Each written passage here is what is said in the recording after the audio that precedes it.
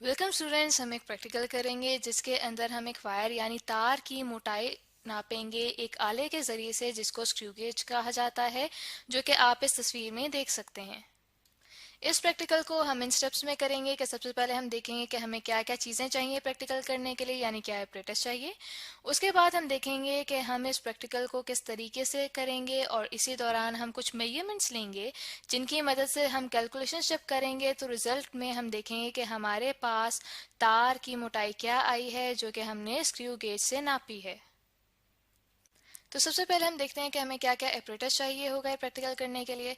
हमें एक तार चाहिए होगी जिसकी हमने मोटाई नापनी है, और साथ ही हमें स्क्रू गेज चाहिए होगा, जो कि हम इस डायग्राम में देख सकते हैं।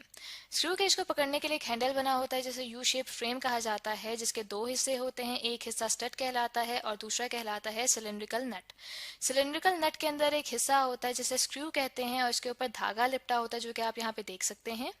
ये स्क्रू आगे पीछे हो सकता है, और इसे आगे पीछे करने के लिए थिम्बल को घुमाया जाता है। थिम्बल के साथ आप यहाँ पे देख सकते हैं कि हमारे पास कुछ नंबर लिखे हुए हैं। ये असल में हमारे पास एक स्केल है जिसे मेन स्केल कहा जाता है, और इसके ऊपर जो हमारे पास नंबर हैं ये मिलीमीटर में होते हैं। इसके साथ ही हम देख सकते हैं कि जो थिम्बल है इसके ऊपर भी यहाँ पे हमारे पास कुछ नंबर लिखे हुए हैं। ठीक है, ये असल में हमारे पास इक्वल डिविजन्स हैं, जो कि हमारे पास स्क्रू गेज में 100 हैं। ठीक है, यानी कि यहाँ पे हमारे पास 100 डिविजन्स मौजूद हैं, और इस स्केल को कहा जाता है सर्कुलर स्केल या फिर थिम्बल स्केल। और इसके साथ ही स्क्रू गेज का एक हिस्सा होता है जो कि कहलाता है रिजिड। रिजिड को जब हम घुमाते हैं तो इसकी मदद से स्क्रू आगे पीछे होता है, और फिर ये जो हमारे पास दरम्यान में यहाँ पे जगह मौजूद है, ठीक है, स्क्रू और स्टड के दरम्यान में यहाँ पे हम तार रखते हैं जिसकी हमने मोटाई नापनी हो। यहाँ तक तो हमने एपरेटस को डिस्कस कर लिया है कि हमें क्या क्या चीज़ें ज़रूरत होंगी। इसके बाद अब हम प्रैक्टिकल को करना स्टार्ट करते हैं। प्रैक्टिकल करते हुए सबसे पहले हम स्क्रू गेज की पिच को मेजर करेंगे। पिच से मुराद ये है कि हमने देखा था कि जब हम थिम्बल को रोटेट करते हैं, यानी कि उसको घुमाते हैं, तो यहाँ से जो स्क्रू है वो आगे पीछे जाता है।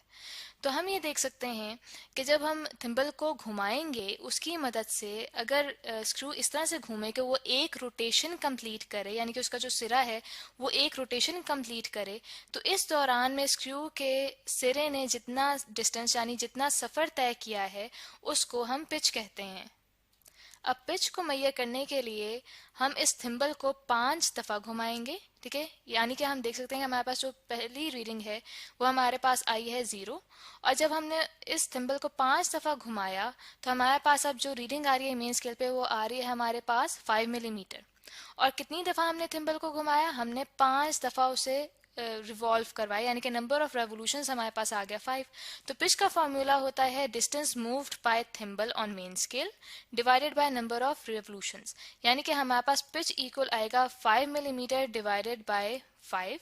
तो हमारे पास दैट मीन्स कि जो पिच है वो हमारे पास आ जाएगी 1 मिलीमीटर। इसके बाद अब हम स्क्रू गेज का लीस्ट काउंट फाइंड आउट करेंगे। लीस्ट काउंट असल में एक ऐसी वैल्यू होती है जो कि हमें बताता है कि स्क्रू गेज किसी तार की कितनी बारीकी से मोटाई नाप सकता है। तो लीस्ट काउंट फाइंड आउट करने के लिए जो फॉर्मूला हम यूज करते हैं वो हमारे पास होता है least count equals to pitch divided by number of divisions on the circular scale. Pitch तो हम फाइंड आउट कर चुके हैं। अब हम देखते हैं कि जो हमारे पास सर्कुलर स्केल है उसके ऊपर डिविजन्स का मैंने आपको बताया था कि वो हमारे पास हैं 100। ठीक है, दैट मीन्स कि हम यहाँ पे लिख लेंगे कि लीस्ट काउंट इक्वल है 1 डिवाइडेड बाय 100 मिलीमीटर, जो कि हमें देगा least count equals to 0.01 millimetre. अब हम स्क्रू गेज के अंदर जीरो एरर को फाइंड आउट करेंगे। जीरो एरर मैकेनिकल एरर की एक फॉर्म है जहाँ पे हम ये देख सकते हैं कि अगर थिम्बल स्केल का जीरो मेन स्केल के जीरो के साथ मैच ना कर रहा हो तो ऐसे एरर को जीरो एरर कहा जाता है। जैसा कि आप इस तस्वीर में देख सकते हैं कि जो हमारे पास सर्कुलर स्केल का जीरो है यानी थिम्बल स्केल का जीरो है वो मेन स्केल के जीरो के साथ मैच नहीं कर रहा, मिल नहीं रहा, इसीलिए हमारे पास इस स्क्रू गेज में जीरो एरर मौजूद है। जीरो एरर के लिए हम यहाँ पे 3 केसेस डिस्कस करते हैं कि सबसे पहला केस हमारे पास ऐसा है जिसके अंदर जो हमारे पास थिम्बल स्केल है उसका जीरो मैच कर रहा है मेन स्केल के जीरो के साथ। दैट मीन्स कि यहाँ पे जो हमारे पास जीरो एरर है वो निल है, यानी यहाँ पे हमारे पास कोई जीरो एरर नहीं है। इसके बाद हम दूसरा केस देखते हैं जिसके अंदर जो थिम्बल स्केल का ज़ीरो है वो मेन स्केल के ज़ीरो के साथ मैच नहीं कर रहा, यानी कि उससे पीछे है। तो ये हमारे पास पॉजिटिव ज़ीरो एरर है। और इसको फाइंड आउट करने के लिए हम देखते हैं कि यहाँ पे कौन सी वैल्यू सर्कुलर स्केल की मैच कर रही है मेन स्केल के ज़ीरो के साथ। वो कर रही है 2। ठीक है, यानी कि जो सेकंड डिवीजन है थिम्बल स्केल की वो हम यहाँ पे नोट कर लेंगे। ठीक है, और फिर उसे हम मल्टीप्लाई करेंगे लीस्ट काउंट से। तो ये रिजल्ट हमें दे देगा ज़ीरो एरर, जो कि हमारे पास पॉजिटिव ज़ीरो एरर आया है, पॉजिटिव 0.02 मिलीमीटर। इसके बाद हम थर्ड केस देखते हैं कि थर्ड केस में यहाँ पे हम देख सकते हैं कि जो हमारे पास सर्कुलर स्केल का ज़ीरो है वो मेन स्केल के ज़ीरो से आगे जा रहा है। दैट मीन्स कि हमारे पास ज़ीरो एरर नेगेटिव है। ठीक है, तो इसको मेजर करने के लिए हम देखते हैं कि हमारे पास सर्कुलर स्केल की 98th डिवीजन मैच कर रही है मेन स्केल के ज़ीरो के साथ। और हमारे पास जो टोटल नंबर ऑफ डिवीजन्स है सर्कुलर स्केल के ऊपर वो हमारे पास कितना है, वो है हमारे पास 100। तो 100 में से 98 को माइनस करें तो हमारे पास आता है 2। इस 2 को हम मल्टीप्लाई करेंगे लीस्ट काउंट से तो हमारे पास ज़ीरो एरर आ जाएगा, जो कि है -0.02 मिलीमीटर। दैट मीन्स कि ये हमारे पास नेगेटिव ज़ीरो एरर आया है। अब इसके बाद जो जो हमने वैल्यूज़ कैलकुलेट की थी वो हम अपने पास यहाँ पे लिखते जाएंगे कि जो लीस्ट काउंट है वो हमारे पास यहाँ पे स्क्रू गेज का आ रहा है 0.01 मिलीमीटर। अब हमने अपने स्क्रू गेज का ज़ीरो एरर भी यहाँ पे फाइंड आउट किया तो वो हमारे पास पॉजिटिव ज़ीरो एरर आ रहा है, जो कि यहाँ पे हमारे पास आ रहा है 0.05 मिलीमीटर। ठीक है, 0.05 मिलीमीटर हमारे पास ज़ीरो एरर आया है। इसके साथ हम ऑब्जर्वेशन टेबल में देखते हैं कि अब हम तार लेंगे और उसे स्टड और स्क्रू के दरमियान में रखेंगे और इसकी मदद से अब हम देखेंगे कि जो हमारे पास मेन स्केल है, मेन स्केल के ऊपर क्या रीडिंग आ रही है। तो यहाँ पे हम देख सकते हैं कि मेन स्केल पे हमारे पास 3 रीडिंग आ रही है और 55 डिवीजन सर्कुलर स्केल की मैच कर रही है मेन स्केल के साथ। ठीक है, तो 55 को हम मल्टीप्लाई करेंगे लीस्ट काउंट से और फिर रिजल्ट को हम ऐड करेंगे 3 से, तो हमारे पास जो ऑब्जर्व डायमीटर आ रहा है वो आ रहा है 3.55 मिलीमीटर। इसी प्रोसेस को फिर हम रिपीट करेंगे तार को ऊपर या नीचे करके, यानी कि तार को मुख्तलिफ जगह से अब हम रखेंगे स्टड और स्क्रू के दरमियान में।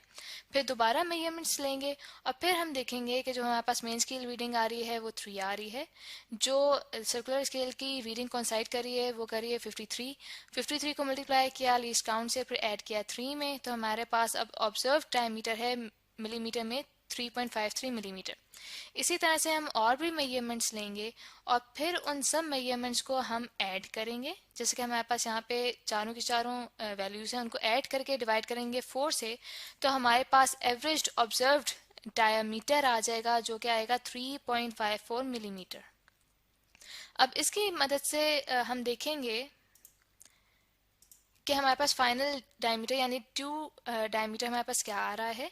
ट्रू डायमीटर को फाइंड आउट करने के लिए हम ऑब्जर्व्ड डायमीटर में से ज़ीरो एरर को प्लस माइनस करेंगे। वो डिपेंड करता है कि हमारे पास जो ज़ीरो एरर है वो पॉजिटिव एरर है या फिर नेगेटिव एरर है। अब जो हमारे पास एरर आया था वो चूंकि हमारे पास पॉजिटिव एरर आया था, इसीलिए उसे हम ऑब्जर्व डायमीटर में से माइनस करेंगे। तो यहाँ पे जब हम उसे माइनस करते हैं तो हमारे पास जो ट्रू डायमीटर यानी कि फाइनल डायमीटर आ रहा है वो आ रहा है 3.49 मिलीमीटर।